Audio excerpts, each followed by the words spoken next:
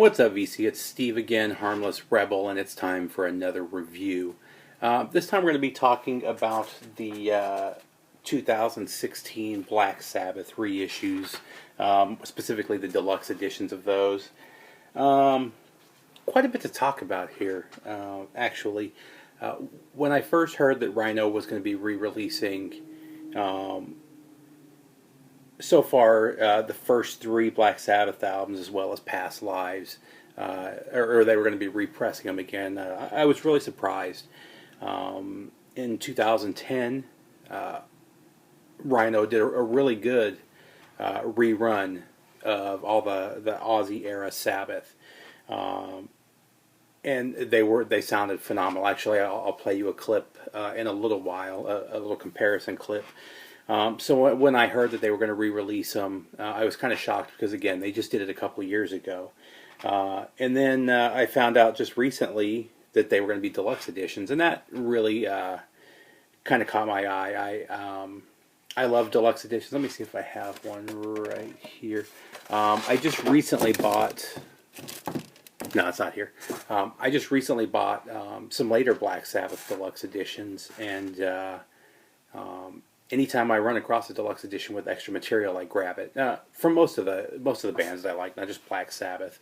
And actually, when I grabbed this first one, which was Past Lives, I didn't realize that this was the 2016 edition. I thought that this was just one of the deluxe editions that had been released. Deluxe editions have been out for years.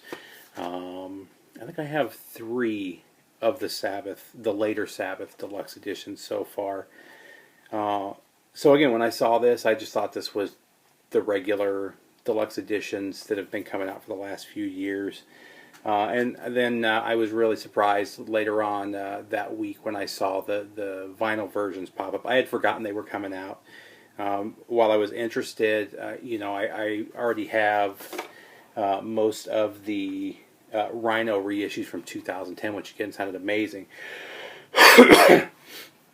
So I held off, and then when I finally saw them at one of my local record stores for a good price, I went ahead and bought the first 3 Sabbath albums. Unfortunately, they didn't have Past Lives, the vinyl edition, so I'll probably be hitting Amazon, but I'll definitely be getting this one as well.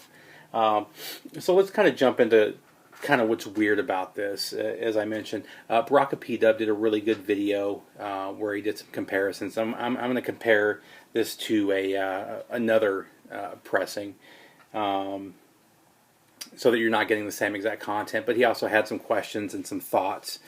The first one that is kind of confusing to me, to him, and to a few other people, is that, as I mentioned, Rhino did a really good reissue series in 2010. So this is the first album, Black Sabbath, Rhino vinyl. And it says right here, LP cut from original analog masters. And they sound awesome. I haven't compared this to the Swirl, the UK Swirl version, or the Vertigo Swirl version, but it sounds better. I think this sounds better than the first US pressing, which I have on the shelf over there. This is one of my favorite pressings of this. Again, I haven't heard the Vertigo Swirl, so I can't really make judgment on that one. I've heard that's the best. I've also heard that the first Japanese pressing is the best. I don't have that either, but this sounded amazing. So when I initially heard that they were going to be repressing it, I figured that they would use the same masters that they used for this, or even the same plates, and just repress this as the first one, and then put together the second LP. But that's apparently not the case. So according to what I've read on the Rhino website and a couple of other sources, they're saying that they used the 2013 masters, which Baraka P-Dub couldn't find any information on. I've looked everywhere. There was no 2013, 2014, or even 2015 release of these albums. So I don't know what these 2013 remasters are. He had mentioned that he believes they took the Sanctuary remaster. Sanctuary released a deluxe edition on CD, and I later found out on vinyl in 2009. The track listing is exactly the same. The inserts, which I'll show in a minute, are exactly the same. So I'm with him. I'm about 90% sure that these are the 2009 remasters from Sanctuary. Now, there was a sticker, and they've been advertising these as first time on vinyl. If these are the Sanctuary remasters, that's not the case, because looking on Discogs in 2009, 29 June 2009, Sanctuary did release in the UK a 2 LP version, same exact track listing, same exact bonus material. So this is not new. The difference being the Sanctuary Deluxe Edition was a very limited run. It's expensive. They're priced from anywhere from $55 to $85. So if these are, and I don't have that, I can't make a direct comparison. But if these are those pressings, you're still getting a good deal, because you're not going to get it. You know, why buy it for $60 when you can buy it for, I think I paid $27 for each of these. So I'm with him. I'm pretty sure that's where it came from. Now, the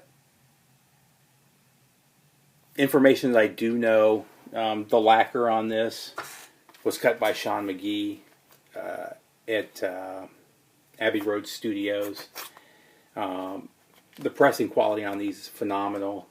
The sound quality is really good. And on their own, I would say it's a really good sounding album. That is until you play it next to this one. So let's do just so I can compare it. I'm only going to compare Black Sabbath. I didn't want to make this a 30-minute video and compare all three of them. So, but we'll compare the song track 1, Black Sabbath, off of this album. So here is the 2010 Rhino reissue.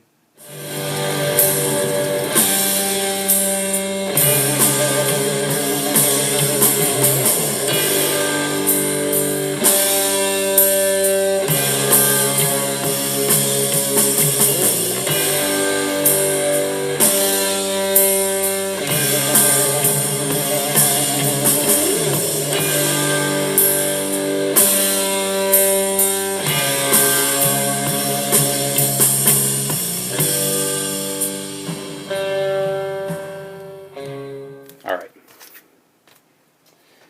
And now, here is the 2016 Rhino Deluxe Edition.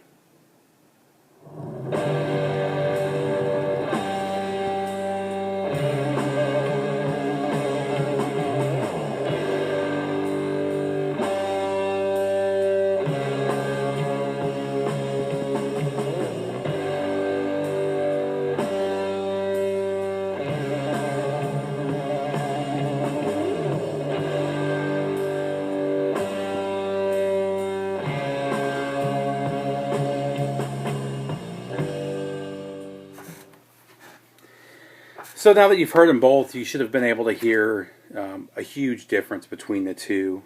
The first clip was obviously the Rhino vinyl pressing.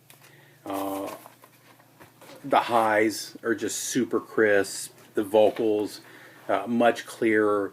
And just the overall quality of sound quality is just much, much better. And then the 2016 reissue kind of reminds me of the earlier CD pressings, where it's darker. The highs aren't as pronounced. Now, honestly, when I listened to this about a week ago, 2 weeks ago maybe, when I first got it, I thought it sounded really good. And most of you, when you buy this, if you don't have another pressing or one of these other, you know, the Vertigo pressing or this Rhino pressing, I guarantee you're going to like it. Yeah, you're going to love it, you know. So don't let this dissuade you from buying this. Again, I bought all three of them. If they release the rest of them, Aussie era, I'll buy all the deluxes. It's Black Sabbath, and the main reason I would buy it is for the material on the second disc. So let's go ahead and take a look at these. You know, we don't need to beat a dead horse talking about the sound quality and all that good stuff. But actually, let me show you that real quick too. You can kind of see this with the Rhino. The original Rhinos from 2010. They tried to match everything exactly. You can see there's a difference between the colors. I don't know how well the 2016 pressing is a little lighter and a little. The woman has always been a little bit blurry, but I think on the 2016 version, she's actually a little bit blurrier. So they did brighten everything up, but I think it kind of distorted her image a little bit, which, again, it was already a distorted image, so I don't think that really takes away from anything. But let's go ahead and pull this out and take a look at everything. Now these are all on the original Warner Brothers khaki green labels. It is obviously a gatefold. I've always loved this gatefold right here, the Black Sabbath logo with the inverted cross with the credits in it. It did come with, and another nice thing about this package, I put it into the MoFi sleeves because I prefer these. It did come in polyline sleeves, and then it also had the inserts, and these are the original studio sheets from 60. Let's say, does it give dates on here? I guess it doesn't, but you got that, and then you got the notes. That's album 1, and then album 2, and these are the original UK notes because it's got Evil Woman on here. The US pressing, and it's on here too. The US pressing had Wicked World instead of Evil Woman. Evil Woman is one of the tracks on the second LP, but here you go, and then here is the rest of the notes. So I really do like that, and again, these are the same exact inserts as I mentioned earlier from the 2009 Sanctuary pressing that goes for, you know, $60+ or $50+. So overall quality of these is really good, and again, the lacquers were done. The lacquers were cut at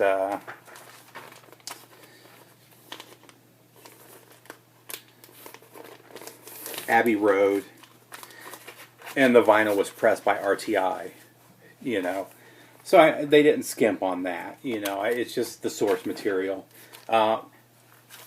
So the bonus tracks on here, you've got Evil Woman, which was a single here in the US. In the UK, it was the first song on the B-side. I've always loved that song. There's a studio outtake of Black Sabbath, an instrumental of Black Sabbath, a studio outtake of The Wizard. Most of the studio outtakes just have minor differences, whether it's a minor instrumentation difference, a minor vocal difference. But if you're really familiar with these songs like I am, you catch it right away. Behind the Wall of Sleep, a studio outtake, an alternate version of NIB, an alternate version of Evil Woman. Let's see, and then an alternate take of Warning. I love the bonus material. I've heard people complain that there's too many instrumentals. There's only 1 or 2 on that one. On the next couple of discs, there are more instrumentals. I love the instrumentals. I actually listened to the second LPs a number of times. I just flipped them over again and listened to it again.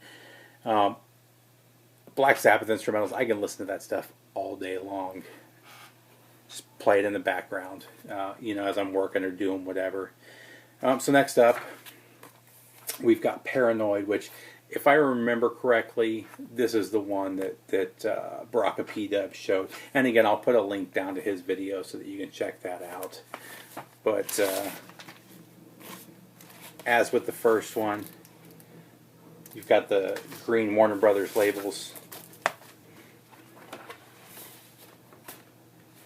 The inserts are a little different on this one. Real nice picture of Ozzy and Tony. And you got Bill Ward and Geezer. That's disc 1. Disc 2, a real nice shot of the whole band. So there you go. Just, I mean, really, really nice packaging.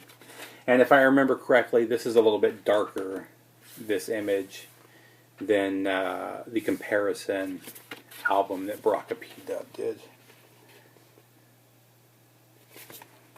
And I already have, I didn't pull it out, but I think the 2010 Rhino repress of this was also a gatefold. And with this one, you've got War Pigs instrumental, Paranoid alternative lyrics, Planet Caravan alternative lyrics, Iron Man instrumental, Electric Funeral instrumental, Hand of Doom instrumental, Rat Salad, it's an alternative mix, and then the Fairies Wear Boots instrumentals. This was probably the one I listened to the most. I loved the instrumentals. I don't remember what I was doing the night that I listened to this one. I was doing something on the computer, but that was just like the perfect background music for me, and I was really enjoying it. And then next we have Master of Reality. And this one is a different, if you're familiar with this, there's a whole bunch of, a number of versions of this where Master of Reality is different colors, where they're embossed, a bunch of different versions. And the original 2010 Rhino pressing was different than this. Again, I should have brought it over here. I did, and I'm not going to go grab it now, but it's got the original black back cover. And this one actually has the little in-between stuff, so it's got Orchid and Embryo. I think the later pressings of this in the 70s, they pulled those off the back, if I remember correctly. This one, again, goes back to the studio cards or the studio sheets.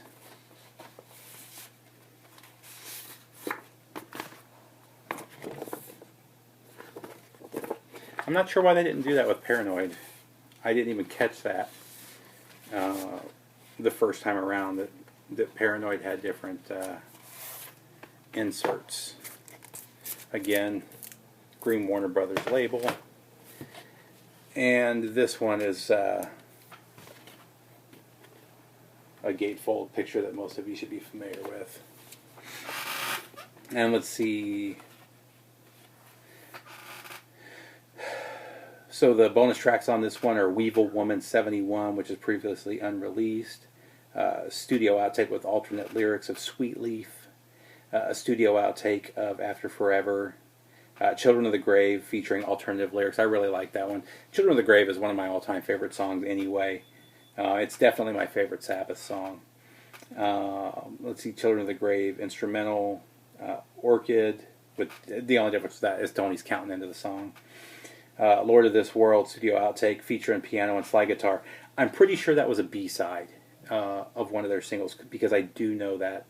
I was familiar with that one. Let's see, studio outtake with an alternative. Solitude has a different guitar tuning, so it's a little different sound. And then an alternative version of Into the Void.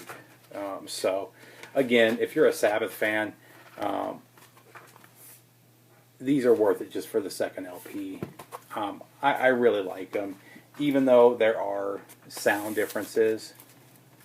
When I'm just sitting around the house listening, as I mentioned the first time around, I didn't really notice how different the sound quality was.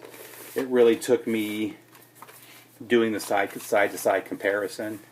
Even when I played the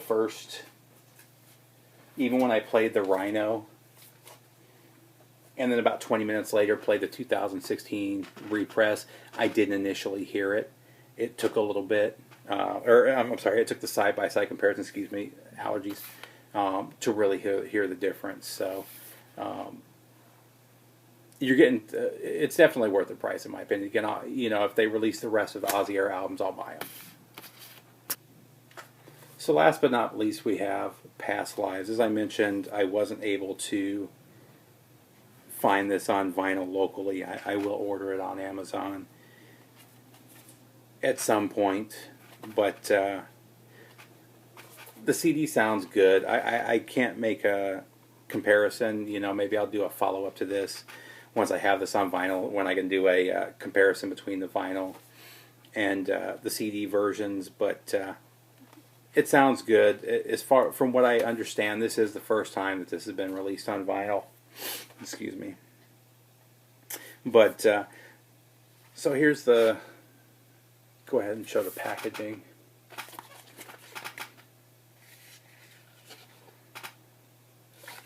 And again, you've got the green Warner Brothers labels.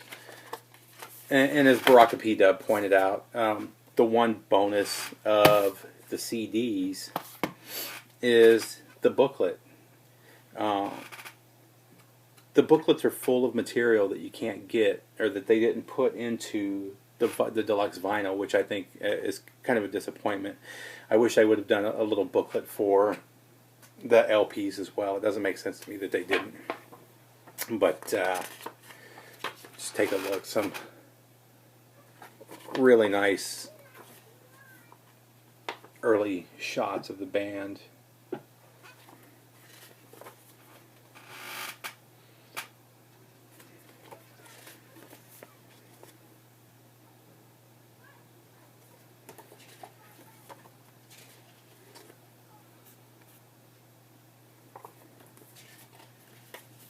And this is the same, from what I understand, that this is all the same stuff that's on the actual inner sleeves, just minus the pictures.